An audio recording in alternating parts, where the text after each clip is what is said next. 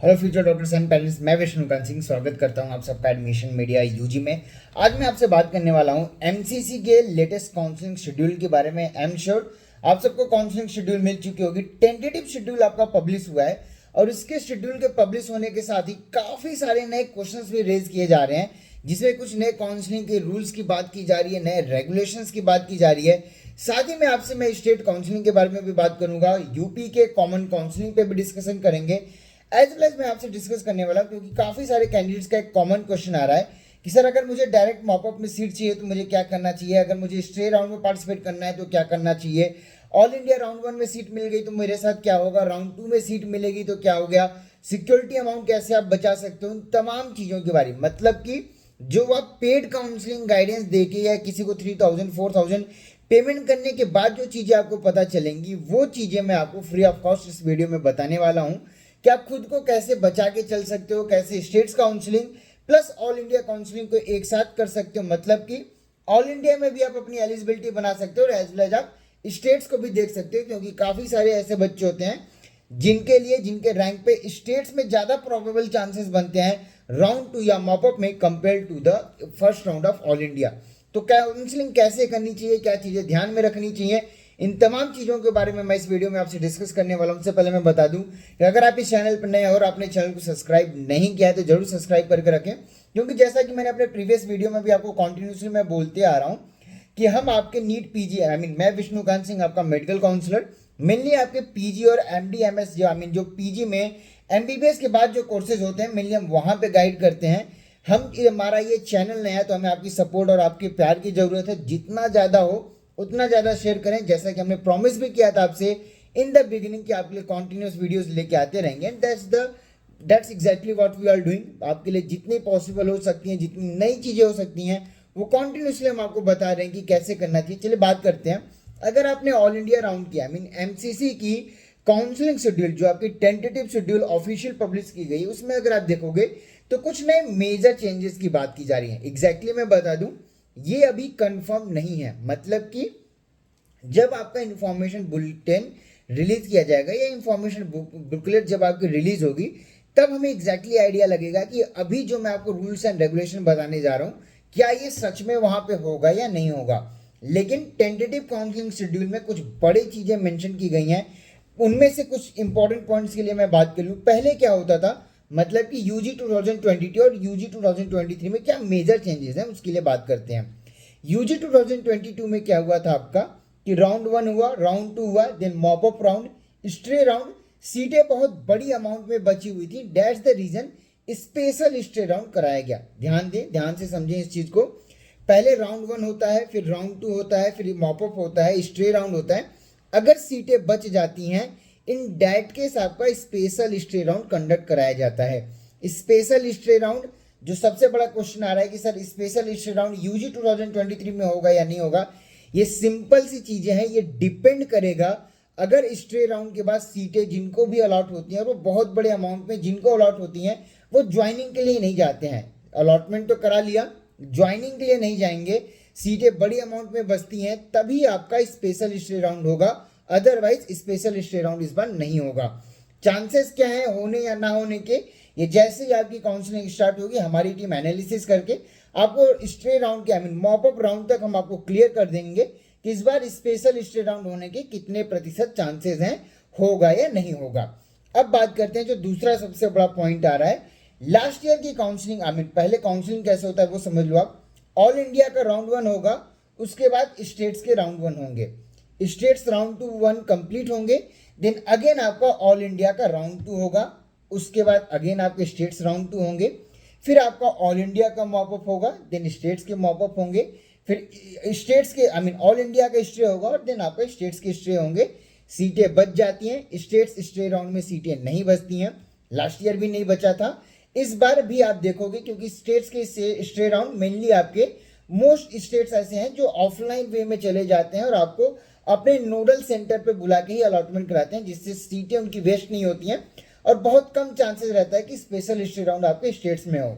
All India में ऐसा कुछ भी नहीं है, ऑल इंडिया में सारी चीज़ें ऑनलाइन ही चलती आई हैं, इस बार भी आपकी ऑनलाइन ही रहेंगी, जिसकी वजह से special stray round last year हुआ था, इस बार होगा नहीं होगा ये हम आपको काउंसलिंग जैसे ही बिगिन होगी, चीज़ों का डेटा आएगा, एनालिसिस होगी, तब मैं आपको क्लियर करूंगा। अभी अगर मैं बात करूं आपसे मेजर चेंजेस क्या हो रहे हैं लास्ट ईयर और इस ईयर में, सबसे बड़ा चेंज क्या आ रहा है कि लास्ट ईयर आपके रजिस्ट्रेशन की मैं पहले बात करूं, रजिस्ट्रेशन पॉइंट ऑफ व्यू से लास्ट ईयर क्या रूल था कि आपका राउंड 1 और आपके ऑल इंडिया मॉपअप राउंड, मतलब कि एमसीसी की जो काउंसलिंग शेड्यूल है उसके अकॉर्डिंग मैं बात करूं तो आपको 2 टाइम पे रजिस्ट्रेशन का मौका मिलता था, कभी कभी 3 बार भी मिल जाता था, लेकिन मैक्सिमम 2 बार ही मौका मिलते आया है। पहला आपको जब रजिस्ट्रेशन बिगिन होता है ऑल इंडिया राउंड 1 में आप रजिस्ट्रेशन करते हो, सेकेंड टाइम पे आप रजिस्ट्रेशन मॉपअप राउंड में रजिस्ट्रेशन कर पाते हो। नया जो टेंटेटिव शेड्यूल आया है इसके अकॉर्डिंग अगर मैं बात करूं तो यहाँ पे आपको 4 बार रजिस्ट्रेशन का मौका मिलेगा। जी हाँ, 4 बार रजिस्ट्रेशन का मिलेगा, मतलब कि round 1, round 2, mop up as well as stray round. ये अगर इंफॉर्मेशन बुकलेट में चीजें आ जाती हैं जैसा कि इन्होंने टेंटेटिव शेड्यूल पेश किया है, तो मैक्सिमम होगा कि आपके लिए 4 बार राउंड रजिस्ट्रेशन का मौका मिलेगा। मतलब कि अगर आपने all India round 1, round 2, round 3 तक रजिस्ट्रेशन नहीं किया, डायरेक्टली अगर किसी बच्चे को स्ट्रे राउंड में पार्टिसिपेट करना है तब भी वो कर सकता है, रजिस्ट्रेशन ओपन हो जाएगा। लेकिन जो सबसे बड़ी पॉइंट आ रही है राउंड 3 जिसको बोला जा रहा है, मॉपअप राउंड को इस बार राउंड 3 का नाम दे दिया गया है। पहले क्या था, राउंड 1 में सीट मिली, सीट अगर आपको चाहिए और साथ में अपग्रेड करना है, मतलब कि ये कॉलेज तो मुझे मिल गया है, मुझे ये सीट छोड़नी नहीं है, लेकिन अगर इससे अच्छा भी कोई कॉलेज मिलेगा तो मैं ले लूंगा, वरना ये सीट तो मुझे चाहिए ही। तो वो राउंड ज्वाइन एंड अपग्रेड को इससे बोलते हैं। ये सिस्टम आपका सिर्फ और सिर्फ राउंड 1 में अवेलेबल होता था कि राउंड 1 में आप ज्वाइन एंड अपग्रेड करके राउंड 2 तक चले जाते थे। राउंड 2 में अगर आपको कोई भी सीट मिली है, आपने ज्वाइनिंग कर लिया, या अगर आपने अपग्रेड किया तो जो आपकी प्रीवियस वाली सीट रहेगी वो आपसे छिन जाएगी, किसी और को बच्चे को चली जाएगी और आपको जो भी आपने चॉइस फिलिंग की रहेगी उसके अकॉर्डिंग नई सीट मिलेगी। अगर आपने वो सीट ज्वाइन कर लिया, उसी समय पे आपकी काउंसलिंग वहीं पे सफर कंप्लीट होता है। आप ऑलरेडी ऑल इंडिया राउंड 2 में अगर आपने ज्वाइन कर लिया है या स्टेट्स के राउंड 2 में अगर आपने ज्वाइन कर लिया है तो आप all India mop up plus state mop up से बाहर कर दिए जाते थे।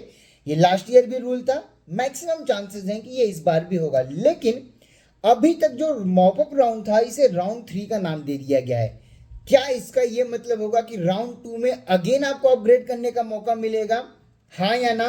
क्वेश्चन का आंसर आपको इंफॉर्मेशन बुकलेट के बाद मिलेगा। यहाँ पे जो सबसे बड़ी चेंजेस आती हैं डीम्ड यूनिवर्सिटीज के लिए आ रही हैं, क्योंकि पहले क्या होता था कि लोग डीम्ड यूनिवर्सिटीज के पास चले जाते थे कि सर मेरा ये नंबर है, मुझे सीट चाहिए। कॉलेज वाले ऑफिशियली तो नहीं, अनऑफिशियली कुछ कॉलेजेस का नाम मैं नहीं लूंगा, लेकिन वो बोलते थे कि आपको लास्ट मोमेंट पे सीट अलॉट करा देंगे, लास्ट मोमेंट पे आपको स्ट्रे राउंड में सीट अलॉट कर देंगे। बड़ा चेंजेस यहाँ पे है कि जो काउंसलिंग शेड्यूल आपकी पब्लिश हुई है, इस आपकी टेंटेटिव शेड्यूल के हिसाब से मैं बात कर रहा हूँ, फाइनल होगा या नहीं होगा एक बहुत बड़ा क्वेश्चन है, जिसका आंसर मैंने आपको ऑलरेडी बताया, बुकलेट आने के बाद मिलेगा। लेकिन जो बड़ा क्वेश्चन का जवाब ये है कि अगर आपको एक ऑलरेडी इसके पहले का आपका और नोटिफिकेशन आया था, सुप्रीम कोर्ट की तरफ से ये कहा गया था कि अगर कोई भी सीट आपको कॉलेज अथॉरिटी अलॉट करती है तो वो आपकी नल एंड वाइड मानी जाएगी। अगर आपको सीट काउंसलिंग में अलॉट हुई है तभी आपका सीट वो जेन्युइन होगा, आप उसके अधिकारिक रहोगे, अदरवाइज आपकी सीट नल एंड वाइड रहेगी। मतलब कि कॉलेजेस अपने लेवल पे सीट किसी को भी नहीं अलॉट करा सकते हैं। एग्जैक्टली यही चीज आपको जो टेंटेटिव शेड्यूल आई है उसमें भी देखने को मिला है कि अभी तक आपका डीम्ड यूनिवर्सिटीज के भी स्ट्रे राउंड ऑफिशियल ही होते थे, लेकिन ऑफलाइन होते थे, मतलब कि हर कॉलेज के अंदर जाके आपको अपनी काउंसलिंग करनी होती थी। इस बार जो बड़ा चेंज है अगर मैं वो बात करूं, इस बार डीम्ड यूनिवर्सिटीज की भी काउंसलिंग ऑनलाइन की गई है, even in the stray round. क्योंकि पहले जब आप शेड्यूल चेक करोगे तो पहले आपका 1:3, मतलब एक सीट के लिए 10 बच्चों के कैंडिडेट, वो सारे बच्चे, पहले मैं बात कर लूँ एलिजिबिलिटी किनकी होती है, वो सारे कैंडिडेट्स जिनको मॉपअप राउंड में कोई भी सीट अलॉट नहीं होती है। ध्यान से समझे, अगर आपको ऑल इंडिया मॉपअप राउंड, चाहे वो ऑल इंडिया प्लस डीम्ड में अगर कोई सीट अलॉट नहीं हुई है मॉपअप राउंड में, तभी आप स्ट्रे राउंड के लिए एलिजिबल होते हो। ये आपका लास्ट ईयर तक का रूल था। इस बार ये रूल क्या रहेगा इंफॉर्मेशन बुकलेट के बाद आपको बताई जाएगी, लेकिन मैक्सिमम चांसेस यही रहते हैं कि अगर आपको ऑल इंडिया मॉपअप राउंड में कोई सीट मिल गई, आप ज्वाइन करो नहीं ज्वाइन करो डजेंट मैटर, सीट अलॉटमेंट हो गया तो आप स्ट्रे राउंड से साथ ही स्पेशल स्टे राउंड से बाहर कर दिए जाओगे। ये लास्ट ईयर का भी रूल था। लास्ट ईयर एक और रूल था कि अगर आपको स्पेशल स्टे राउंड में पार्टिसिपेट करना था तो रजिस्ट्रेशन नहीं ओपन किया गया था, आपको स्टे राउंड में कोई सीट नहीं मिली थी, तभी आप स्पेशल स्टे राउंड के लिए एलिजिबिलिटी थी आपकी। इस बार यहीं पे बड़ा चेंज है क्योंकि रजिस्ट्रेशन भी ओपन किया जा रहा है स्टे राउंड के लिए। अगर ये होता है तो बहुत बड़ी चीजें चेंज हो जाएंगी। जो डीम्ड यूनिवर्सिटीज की चीजें चलती आ रही थी वो टोटली ध्वस्त हो जाएंगी, क्योंकि इनका भी काउंसलिंग या इनके भी अलॉटमेंट ऑनलाइन किए जाएंगे। तो जो आप डायरेक्ट यूनिवर्सिटीज के पास चले जाते थे, कॉलेजेस के पास चले जाते थे लोअर रैंक पे भी, तो आप खुद समझ सकते हो कि अगर आपको मॉपअप राउंड तक सीट नहीं मिली है, स्टे राउंड अगर ऑनलाइन हो गया तो आपको सीट कैसे मिल जाएगी। इस बार नो डाउट कॉलेजेस भी नए आ रहे हैं, फीस स्ट्रक्चर आना बाकी है। मैक्सिमम स्टेट्स ने अपने रजिस्ट्रेशन ओपन कर दिए हैं। बात करूं यूपी के, बिहार के, महाराष्ट्र के, इनके रजिस्ट्रेशन अभी आना बाकी हैं। Within 1 week we are expecting max to max 3 to 4 days notification आपको मिल जाएगा। इस वीक के अंदर आपको नोटिफिकेशन मिल जाएगा, रजिस्ट्रेशन स्टार्ट हो जाएगा। यूपी बहुत बड़ी चीजें लेके आने की बात चल रही है, जैसा कि उन्होंने नोटिफिकेशन में भी बोला था। कॉमन काउंसलिंग कैसे कराएंगे, क्या होंगे, क्या नया रूल एंड रेगुलेशन होगा, इसको अलग वीडियो में रखेंगे क्योंकि अभी तक चीजें क्लियर नहीं है।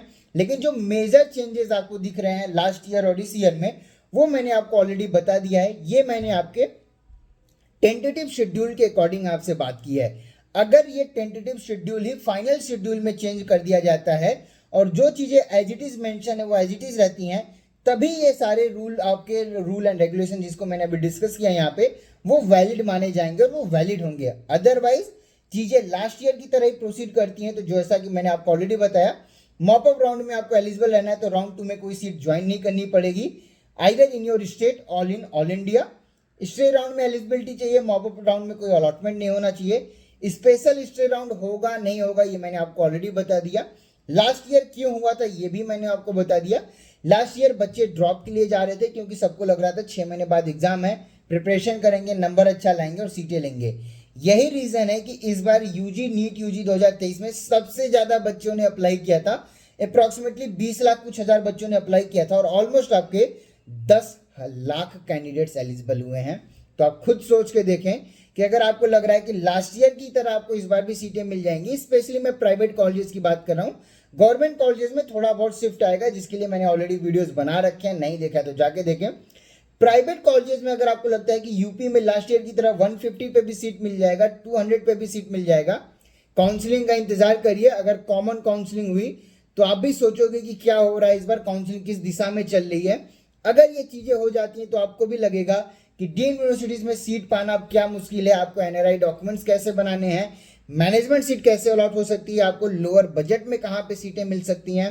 अगर आपको प्रीमियम कॉलेजेस चाहिए, आपके लोअर स्कोर पे भी आपको प्रीमियम कॉलेजेस चाहिए, तो क्या बजट होगा, कहाँ पे मिलेगी, इन तमाम चीज़ों के लिए आप नीचे दिए हुए व्हाट्सएप नंबर पर मुझे कॉन्टैक्ट कर सकते हो।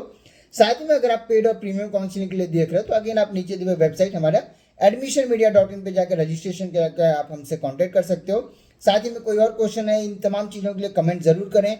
अगला वीडियो आपको किस टॉपिक पे चाहिए इसके लिए भी कमेंट करें। साथ ही में Telegram channel admission media UG जरूर ज्वाइन करके रखें, क्योंकि जितना भी इंफॉर्मेशन है, जितनी भी क्वेरीज हैं, जितने भी अपडेट्स आ रहे हैं, वो कॉन्टिन्यूसली हम वहाँ पे शेयर करें और हमारा इंस्टाग्राम पे एडमिशन मीडिया भी फॉलो करके रखें। Thank you so much for watching this video.